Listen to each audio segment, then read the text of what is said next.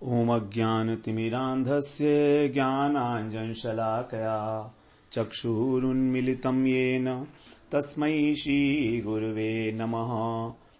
वन्देऽहं श्रीगुरो श्रीयुत्पदकमलं श्रीगुरून् वैष्णवांश श्रीरूपं साग्रजातं सहगण रघुनाथान्वितं तं सजीवम् साद्वैतं सावधूतं परिजन सहितं कृष्ण चैतन्य देवं श्रीराधा कृष्ण पादान् सहगण ललिता श्री विशाखान्वितांश तमादिदेवं करुणानिधानं तमालवर्णं सुहितावतारम् अपार संसार समुद्र सेतुं भजामहे भागवत स्वरूपम्। हे देव हे दैत हे भुवनैक बंधो हे कृष्ण हे चपल हे करुणैक सिंधो हे नाथ हे रमण हे नयनाभिराम हा हा कदानुभवितासि पदं दृशोर्मे। श्री कृष्ण चैतन्य प्रभो नित्यानंद श्री अद्वैत गदाधर शिव सदी गौरभक्त वृंद। हरे कृष्णा कृष्णा कृष्णा हरे हरे हरे राम राम राम हरे हरे। हरे कृष्णा। सर्वप्रथम मैं अपने गुरुपाद पद्म ओम विष्णुपाद अष्टोत्तर शत श्री श्रीमद् भक्ति वेदांत माधव गोस्वामी महाराज के चरण कमलों में अनंत कोटि दंडवत प्रणाम ज्ञापन करता हूं। हम लोग श्रीमद् भागवत पुराण में दशम स्कंध में 23वां अध्याय श्रवण कर रहे हैं। इस अध्याय में विप्र पत्नियों के ऊपर भगवान ने कृपा की है। किस प्रकार जो है उन्होंने गोप सखाओं को अपने भेजा, उनसे भिक्षा लाने के लिए, अन्न लाने के लिए, क्योंकि अत्यंत भूख लगी है बालकों को।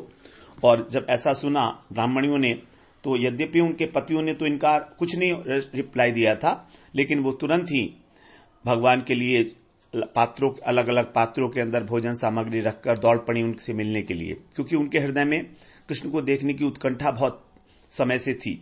वो उनका श्रवण कीर्तन दर्शन इत्यादि श्रवण कीर्तन करती थी, लीला कथाओं का श्रवण करती थी, तो उनके हृदय में अनुराग उत्पन्न हो चुका था कृष्ण के प्रति। इस प्रकार से जब कृष्ण के पास वो पहुंची, बड़ा सुंदर दर्शन किया उन्होंने भगवान का। श्यामम हिरण्य परिधिम वनमाल्य बरह, भगवान ने उनको अपने स्वरूप का दर्शन कराया, बाल स्वरूप का। और उसके बाद फिर जब दर्शन कर लिया तो भगवान ने कहा कि अब आप लोग लौट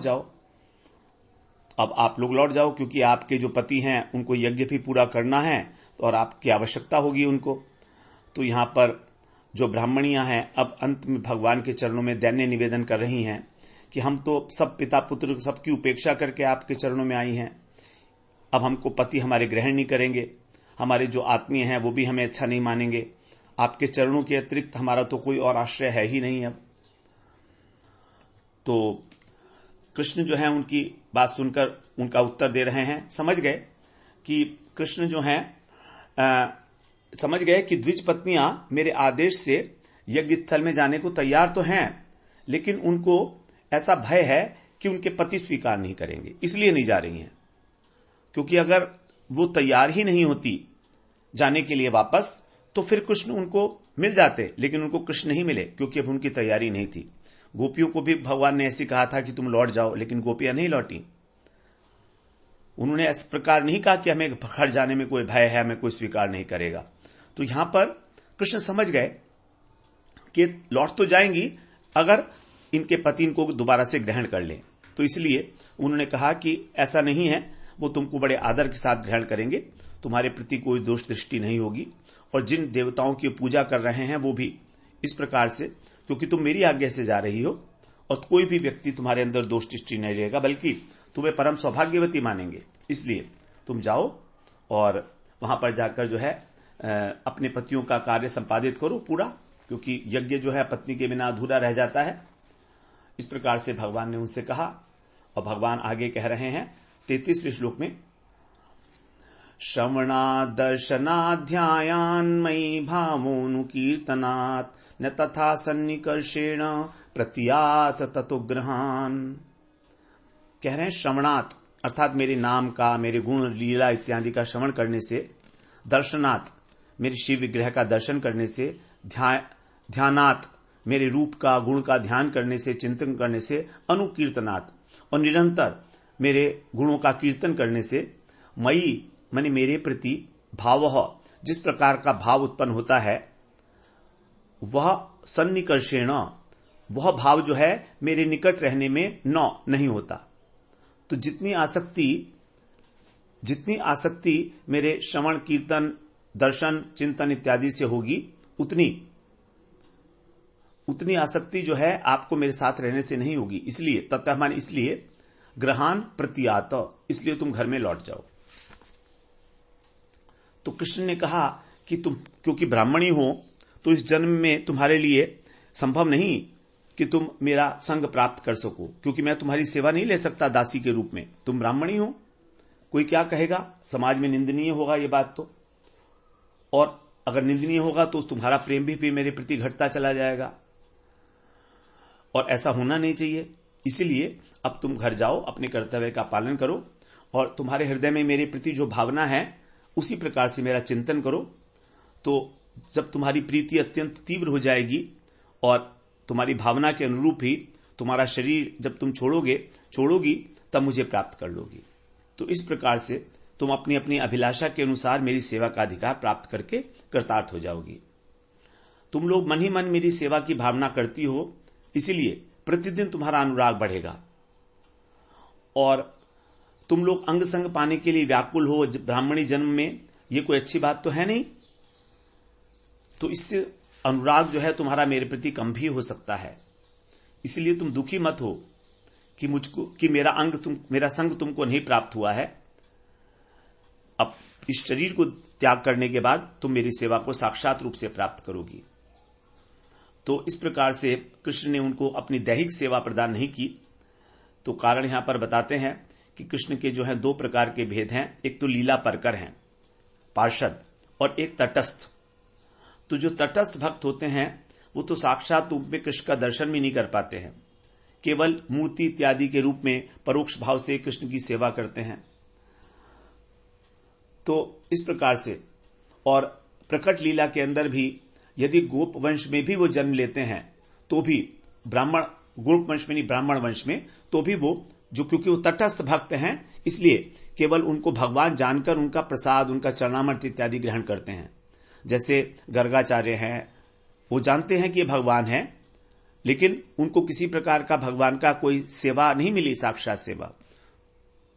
तो इस प्रकार जो भी वहां पर ब्राह्मण उत्पन्न हुए हैं, जो भक्त हैं, केवल भक्त, उन्हीं को यह अनुभव हो जाता है कि ये भगवान है, और इस प्रकार से वो भगवान की ऐश्वर्य बुद्धि से उनका ध्यान करते हुए, उनका कीर्तन करते हुए और उनका चरणामृत इत्यादि ग्रहण कर लेते हैं। उनको साक्षात सेवा नहीं मिलती है। तो श्रद्धापूर्वक सेवा करते हैं वो प्रतिमा की, और भगवान उनको उनकी निष्ठा के अनुसार उनको प्रेम फल भी प्रदान करते हैं। और दूसरे भक्त हैं जो लीला परिकर हैं, पार्षद हैं, जिनसे साक्षात भगवान का संबंध होता है प्रकट लीला के अंदर। तो उस प्रकार से जैसे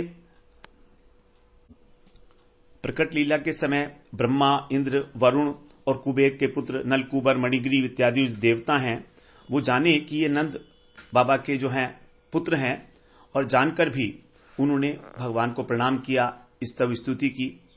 इसके अतिरिक्त जो गर्गाचार्य हैं, उन ब्राह्मणों ने भगवान को परमात्मा के रूप में जानकर और उसी प्रकार का उनके साथ व्यवहार किया।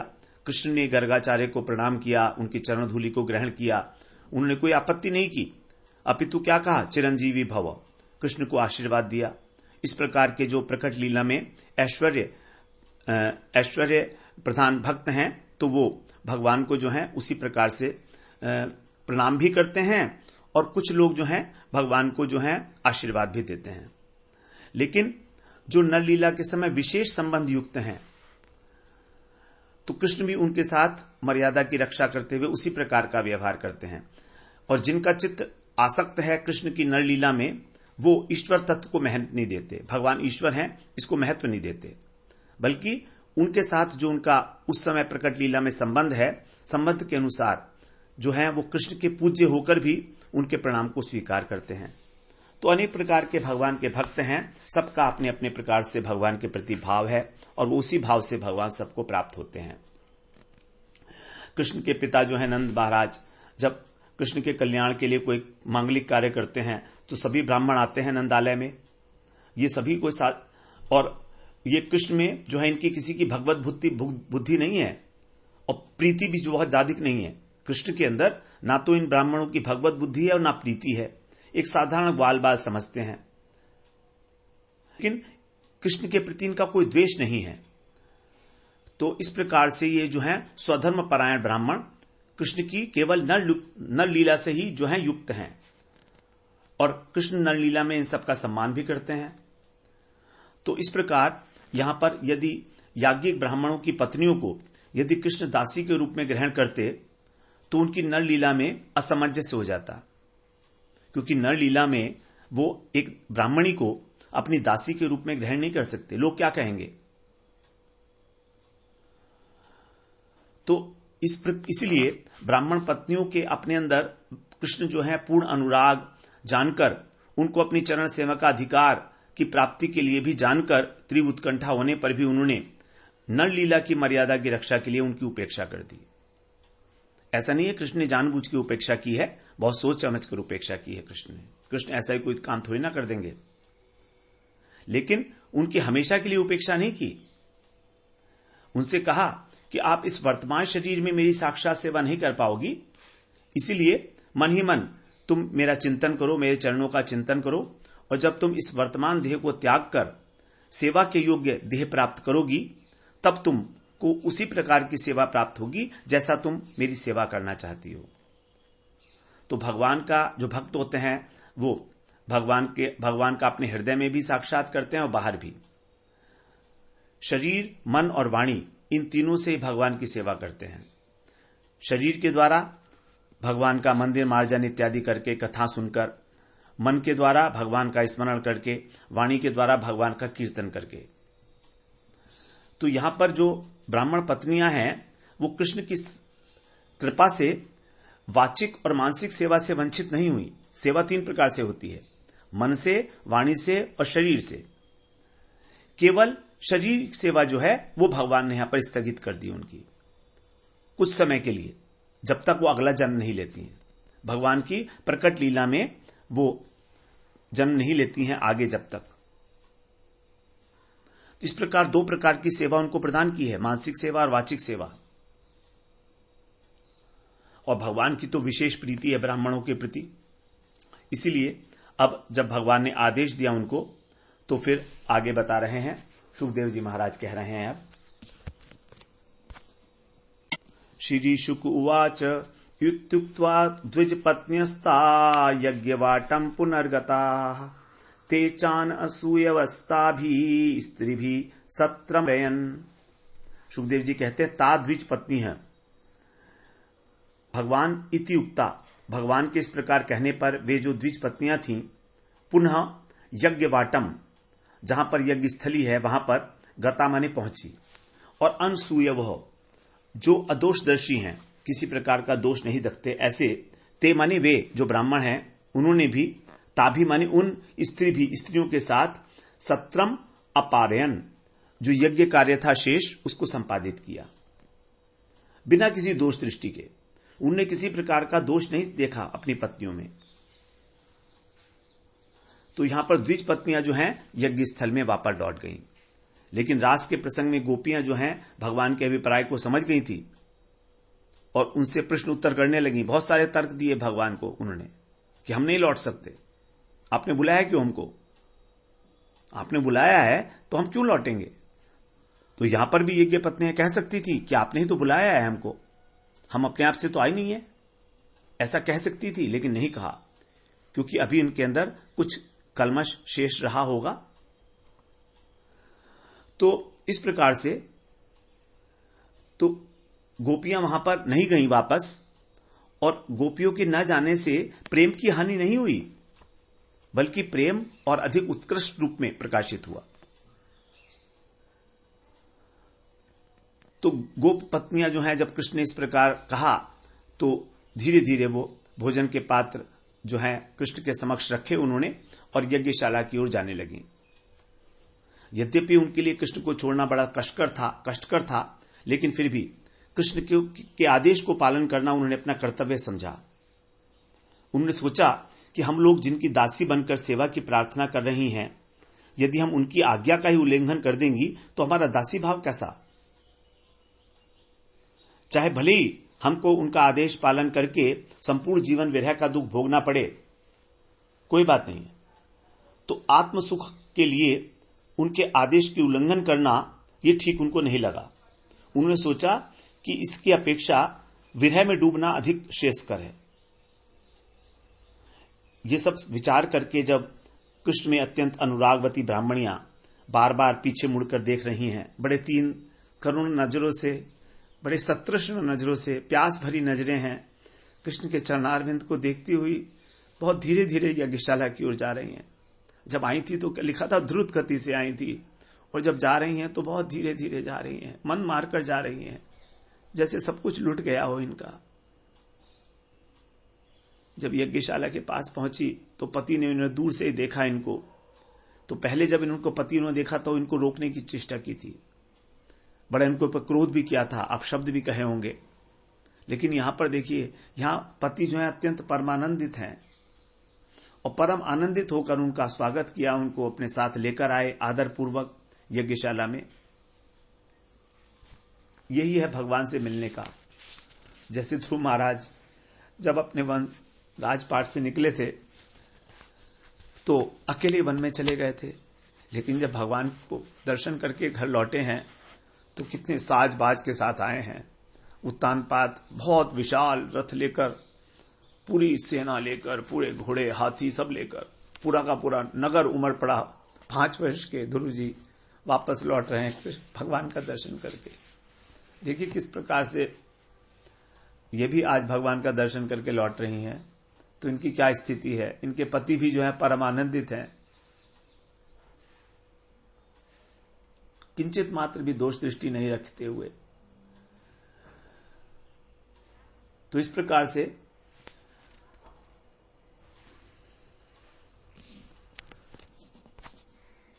अब आगे 35वें श्लोक पे कह रहे हैं सुखदेव जी, तत्रैका विधृता भर्ता भगवंतम यथा श्रुतम हृदोपगुह्य विजहु देहम कर्मानुबंधनम।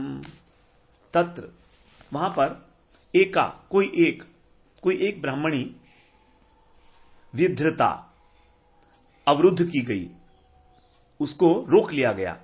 भर्ता अपने भर्ता के द्वारा, अपने पति के द्वारा कोई एक ब्राह्मणी थी, उसको रोक लिया था।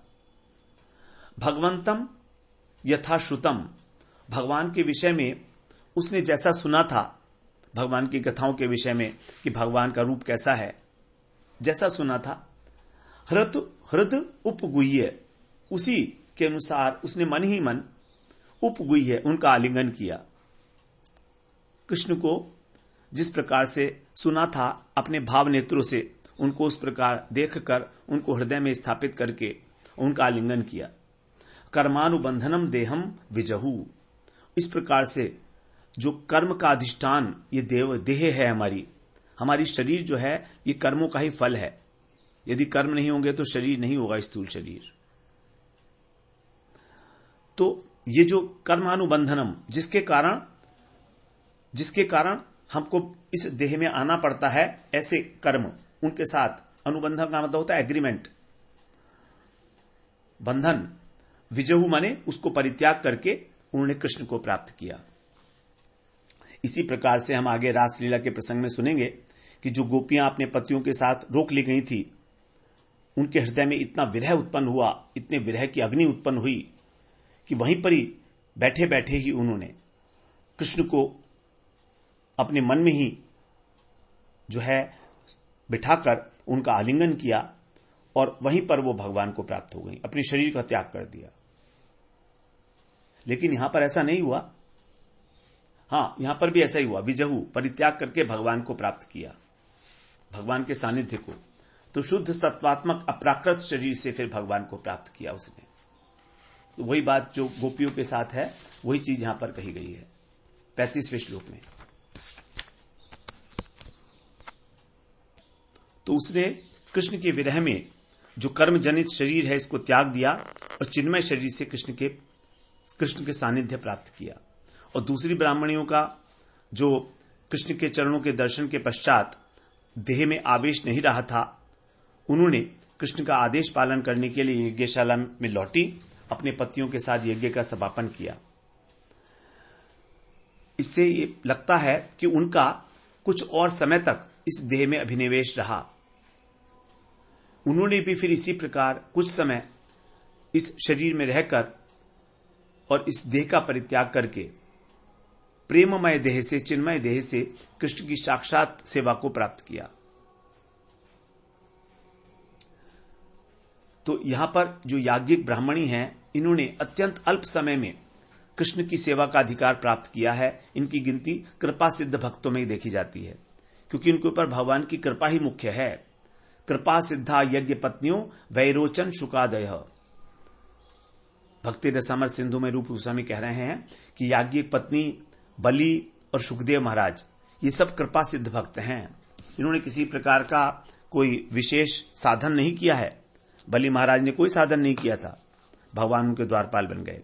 सुखदेव महाराज तो निर्गुण ब्रह्मवादी थे, निर्विशेष ब्रह्मवादी थे, तो वो भी आकर जो है भक्त बन गए भगवान के। तो ये सब कृपा साध्य भक्त हैं।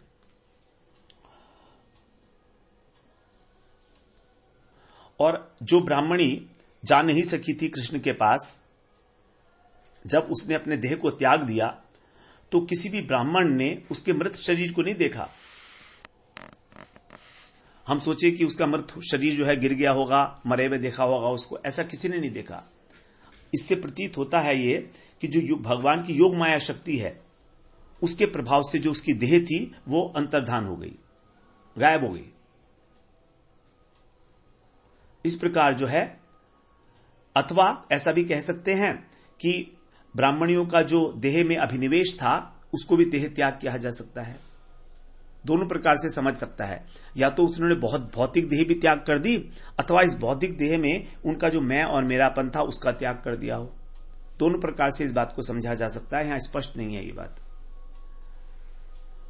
मतलब। लेकिन एक बात तो बिल्कुल निश्चित ही है कि कृष्ण की लीला में कोई अमंगल घटना नहीं हो सकती।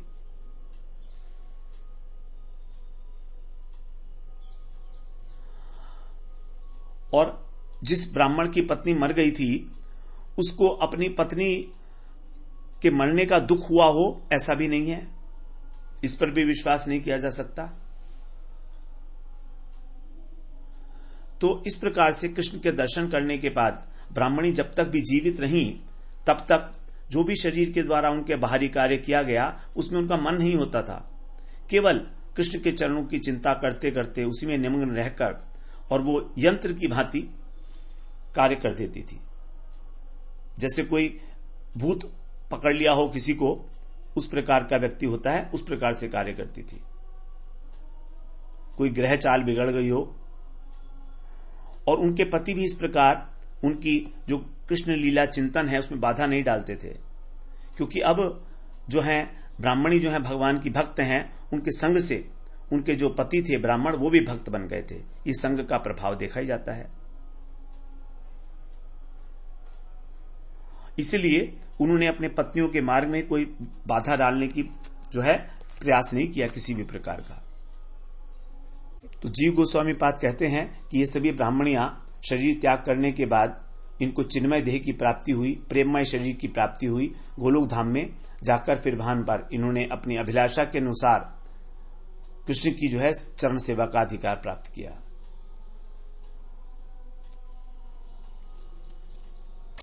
अब आगे 36वें श्लोक में कह रहे हैं, भगवान अपि गोविंदस तेनैवान्येन गोपकान् चतुर्विधे नाशयित्वा स्वयं च बुभुजे प्रभु।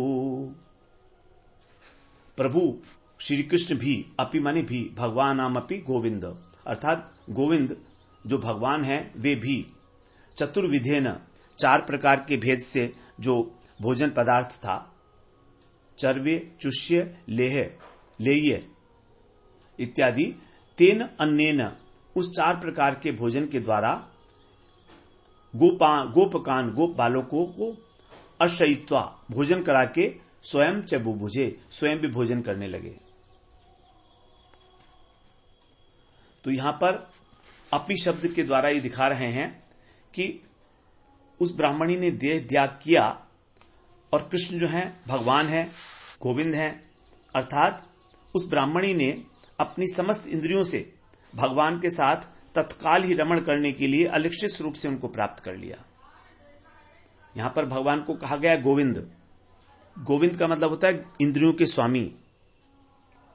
तो इस प्रकार उस ब्राह्मणी ने भी सब इंद्रियों से भगवान की सेवा करने के लिए जो उपयुक्त देह था उसको प्राप्त कर लिया। इसके बाद बता रहे हैं कि बाल बालों की संख्या बहुत अधिक थी, लेकिन अन्न भोजन तो अल्प मात्रा में ही था, लेकिन कृष्ण तो सर्वसमर्थ हैं, इसलिए कृष्ण ने है उसके द्वारा ही सबका पेट भर दिया। और कृष्ण ने सबको परोसकर खिलाने के बाद फिर इच्छा न होने पर भी स्वयं भोजन किया। तो कृष्ण की भोजन की अनिच्छा का कारण यह है कि जो ब्राह्मणी को लौटाने से जो ब्राह्मणियों का संकल्प भंग हो गया था, इसलिए पश्चाताप के कारण कृष्ण की इच्छा नहीं हो रही थी भोजन करने की। कृष्ण को भूख तो लगी थी, लेकिन कृष्ण समझ गए कि ब्राह्मणी जो है खुश नहीं है, उनका संकल्प मुझसे मिलन का था और मैंने उस संकल्प का निर्वहन नहीं किया। भगवान की भी अपनी देखिए यहां पर प्रॉब्लम्स हैं, क्योंकि भगवान के प्रति जब भक्त जो 100% सरेंडर नहीं होता तब तक भगवान उसे स्वीकार नहीं करेंगे। लेकिन फिर भी भगवान को उसके ऊपर जो है दया तो आती ही है। हृदय के अंदर भगवान के अनुभव हो रहा है पश्चाताप का, उनका मन नहीं कर रहा है भोजन करने का, लेकिन फिर भी कर रहे हैं। देखिए ये सब बातें हम जो कर रहे हैं टीकाओं के माध्यम से, इसका एक ही उद्देश्य है कि किसी प्रकार हम भगवान के स्वभाव को जान जाएं। भगवान कैसे हैं, भगवान कितने भक्त वत्सल हैं, कितना प्रेम करते हैं सभी से। यहां पर भगवान किसी कारणवश उन ब्राह्मणियों को इस देह से स्वीकार नहीं कर पाए, उनके संकल्प को भगवान ने भंग किया। तो क्या भगवान शांत हैं? कह रहे नहीं, भगवान अशांत हो गए। भगवान का मन नहीं करा खाना खाने का। भोजन आया है, बड़ा सुंदर स्वादिष्ट भोजन है, तो भी भगवान का मन नहीं है खाना खाने का, क्योंकि वो पश्चाताप कर रहे हैं कि मैंने देखो इनको वापस भेजा, क्या करता। भगवान की भी अपनी कुछ मजबूरियां हैं। सर्वसमर्थ होकर भी भक्तों के सामने इस प्रकार अवश्य हो जाते हैं, भगवान मजबूर हो जाते हैं। देखिए किस प्रकार से, क्योंकि अभी उनकी स्थिति पूरी नहीं थी कि वो उनको ग्रहण कर सके इस ब्राह्मणी शरीर के अंदर अपनी दासी के रूप में। तो भगवान को इस बात से कोई अच्छा नहीं लगा बिल्कुल भी। भगवान जो हैं अपने भक्तों के लिए बड़े व्यग्र रहते हैं। भगवान का भक्त जब भगवान के लिए रोता है तो भगवान भी अश्रु विसर्जन करते हैं। सोचिए ना, भगवान अश्रु विसर्जन करते हैं जब भगवान के भक्त उनके लिए रोते हैं, तो कैसा लगता होगा। भगवान जो भगवान है वो रो रहे हैं अपने भक्त के लिए, लेकिन उनके लिए ऐसा है, उनका यही स्वभाव है। तभी तो शंकर जी कह रहे हैं पार्वती जी से, उमा राम स्वभाव जहि जाना, ताहि भजन तजी भाव न आना। जिसने राम का स्वभाव एक बार जान लिया, वो भगवान का भजन करने के अतिरिक्त और कुछ नहीं कर सकता। भजन तजी भाव न आना, और कोई भाव नहीं आएगा उसके अंदर, केवल भजन, केवल भजन। ऐसे हैं हमारे श्याम सुंदर, ऐसी हैं हमारी राधा रानी। कभी अपराध की ओर तो देखते ही नहीं है। छोटा सा भगवान के लिए कहें हम कि हम तुम्हारे हैं, बस राम ने कहा ना, एक बार जो ये कह देता है कि मैं आपका दास हूं, मैं आपकी शरण में हूं, मैं उसको अभय प्रदान करता हूं, समस्त प्राणियों से अभय प्रदान कर देता हूं, वो मेरा हो जाता है। उसकी रक्षा का दायित्व फिर मेरा है सब प्रकार से। और ऐसा नहीं है भगवान केवल कह रहे हैं, भगवान करके दिखाए हैं सब। अनेक अनेक भक्तों के जीवन में ऐसे चरित्र देखे जाते हैं। भगवान किस प्रकार से जो है उनके अत्यंत तुच्छ से तुच्छ कार्य करते हैं भक्तों के लिए, अपनी प्रतिज्ञा तक को छोड़ देते हैं। जानते ही हैं हम सब, जब भीष्म पितामह ने प्रतिज्ञा कर ली थी मैं तुम्हें हथियार उठवाऊंगा, तो भगवान को याद आया, अरे मेरे भक्त की प्रतिज्ञा है। अपनी प्रतिज्ञा तोड़कर चक्र लेकर दौड़े, रथ का पहिया उठाकर। पृथ्वी देवी कांपने लगी, कह रही प्रभु क्या कर रहे हो, क्या कर रहे हो आप। भगवान ने अपना उत्तरीय नीचे फेंक दिया, शांत, तू शांत हो जा, चुप रह, मेरे को करने दे, मारूंगा नहीं भीष्म को, चिंता ना कर, मैं अपने भक्त की प्रतिज्ञा पूरी कर रहा हूं, मुझे करने दे। अर्जुन कांप गए। यही है भगवान का स्वभाव। भीष्म पितामह हाथ जोड़कर खड़े हैं, प्रभु धन्य है आप, धन्य है आपकी भक्त वत्सलता। कभी हृदय के अंदर अनुसंधान करके देखिए भगवान की कितनी दयालुता है, भगवान की कितनी करुणा है। और भगवान तो कहा गया है हमारे अपराधों को, हमारे पापों को जो है नहीं गिनते, और हम थोड़ा सा भी अगर कुछ करते हैं तो उसको बहुत मान लेते हैं। हमारे अपराधों को जो है बहुत कम करके देखते हैं। बिल्कुल जैसे जो भक्त होते हैं उनके भी कभी कभी हम देखते हैं चलते फिरते कुछ चोट लग जाती है, कुछ हो जाता है, तो वो तो बहुत बड़ी कोई घटना होने वाली थी, भगवान उसको हल्के से में निकाल देते हैं, भक्तों के लिए अपने हल्के से में निकाल देते हैं, क्योंकि बहुत बड़ा पाप है, बहुत पाप की गठरी हमारी अनंत है, अनंत अनंत जन्मों के अनंत पाप भरे पड़े हैं उस गठरी में। भगवान उनको छोटा सा कर देते हैं। लेकिन यदि हम राधा रानी की ओर देखते हैं तो सहज स्वभाव पर्यो नवल किशोरी जी को मृदुता, दयालुता, कृपालुता की राशि है। वो तो केवल दया ही दया, केवल कृपा ही कृपा, कुछ है ही नहीं। सहज रूप से ये स्वभाव है स्वामिनी का, सहज स्वभाव पर्यो नवल किशोरी जी को मृदुता, दयालुता, कृपालुता की राशि है। ने कहूं न रिस कहूं, भूले हूं न होत सकी। जरा सा भी क्रोध नहीं होता कभी। ने कहूं न रिस कहूं, भूले हूं न, भूल के भी नहीं होता है कभी, क्रोध नहीं होता। रहत प्रसन्न सदा ही ये मुख हासी है। हमेशा मुस्कान एक चेहरे के ऊपर विराजमान रहती है। हृदय में हमेशा प्रसन्नता का जो है सागर रहता है। अपने भक्तों के लिए तो करुणा उनकी ऐसे बहती है, किसी बांध तोड़कर जैसे पानी बहता है, उस प्रकार से अपने निज जनों के लिए राधा रानी की कृपा बरसती है। आप अपने जीवन में साक्षात अनुभव करके देखिएगा। प्लावित ना हो जाएं तो कहिएगा ये स्वामिनी जी ऐसी ही हैं। हाँ, तो हम वापस आए, कहां पहुंच गए थे। तो जब ब्राह्मणियां आई थी यज्ञशाला से तो बहुत सारा सामान लेकर आई थी वो कृष्ण के लिए, और सब उन्होंने, भगवान ने जो है अन्न व्यंजन इत्यादि की कोई उपेक्षा नहीं की। ऐसा अन्न, ऐसा भोजन जो भगवान जो है बड़े मंत्रोच्चारण के पूर्वक लिया जाता है उनके द्वारा अग्नि के अंदर चरु पुरोडाश इत्यादि समर्पण करने पर, तो भी कभी प्रत्यक्ष रूप से नहीं आरोपते भगवान। लेकिन यहां पर अनुरोध की अपेक्षा नहीं की किसी भी प्रकार की, और अपने श्री राम सुबल सभी ग्वाल बालों को बुलाया और कहा कि तुम लोगों ने भूख से पीड़ित होकर मुझसे कहा था खाने के लिए, तो देखो तुम्हारे लिए कितने सुंदर सुंदर स्वादिष्ट अन्न व्यंजन इत्यादि आए हैं, आओ सब, अब देर मत करो, हम सब मिलके जो हैं इन व्यंजनों को ग्रहण करते हैं। तो बलदेव जी को, ग्वाल बालों को सबको बिठाया भगवान ने, और अपने हाथों से सबको परिवेशन किया, सबको खिलाया। यद्यपि ब्राह्मणियों के द्वारा जो लाया गया अन्न था वो सब पर्याप्त नहीं था, लेकिन जब वो भगवान के हाथों से परोसा जा रहा है तो हजारों हजारों गुना बढ़ जाएगा। तो सबने भरपेट भोजन किया, और तो भी वो समाप्त नहीं हुआ। उसके बाद फिर स्वयं भगवान ने बड़े आनंद के साथ उसका जो है भोजन किया स्वयं, और इस प्रकार ब्राह्मणी को कृतार्थ किया।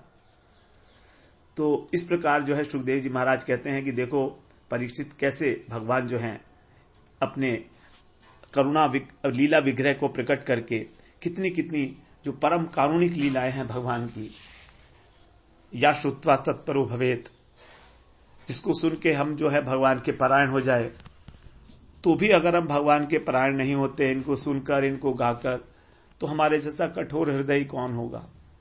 इतनी करुणा भगवान की कोई सीमा ही नहीं है, कहीं कोई सीमा रखी ही नहीं है किसी प्रकार की भगवान ने।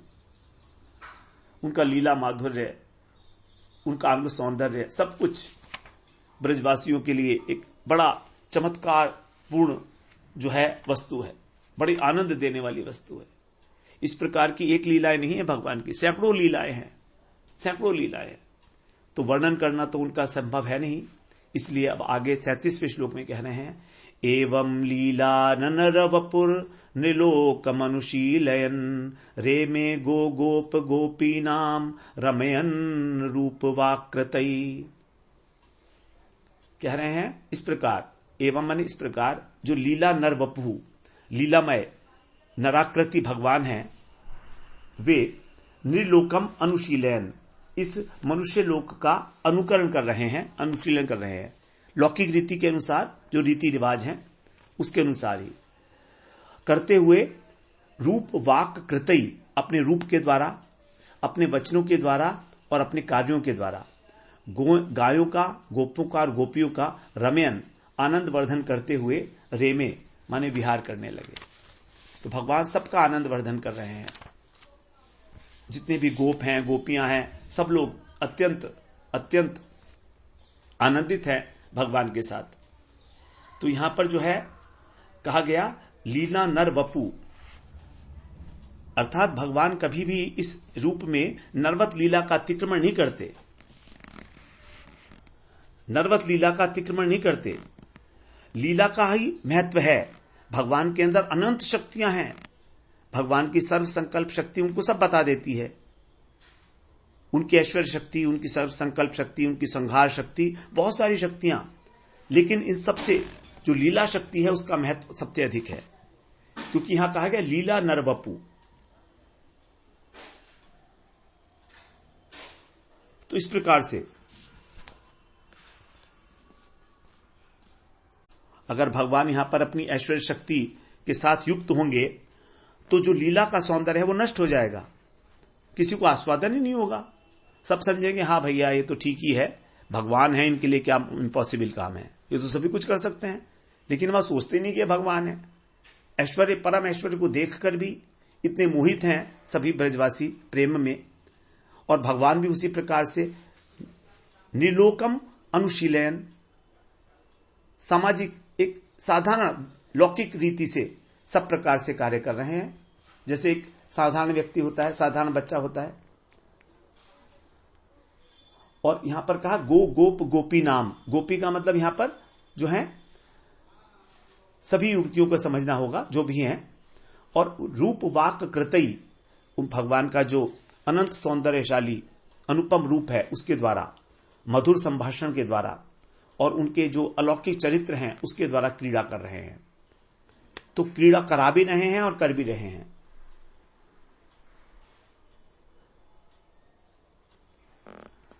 तो ये यहां पर बता रहे हैं रमयन, रमयन का मतलब है क्रीड़ा, अर्थात इससे यह समझना होगा कि ब्रज में बहुत सारी लीलाएं हैं भगवान की, उनका वर्णन नहीं किया जा सकता। तो रास लीला में ही केवल भगवान ने रास किया ऐसा नहीं मानना। यहां कह रहे हैं कि इससे पहले भी भगवान ने विहार किया है, तभी तो गोपियों का नाम आया ना यहां पर। रेमे को गोप गोपी नाम रमयन, रमण करने का मतलब है रासलीला। तो सखाओं के साथ तो वो सखा लीला कर रहे हैं पौगंड के लिए, लेकिन भगवान रासलीला भी करते हैं रासलीला से पहले, उस जो हम सुनेंगे आगे। मतलब भगवान की जो रासलीला है वो ये नहीं कि सभी उसी समय हुई थी, नित्य है भगवान की रासलीला, ब्रज में नित्य रासलीला है। इस प्रकार से यहां पर बताया गया। अब हम अगले सत्र में फिर 38वें श्लोक में श्रवण करते हैं। वांछा कल्पतरुभ्यश्च कृपा सिंधुभ्येव च पतितानां पावनेभ्यो वैष्णवेभ्यो नमो नमः।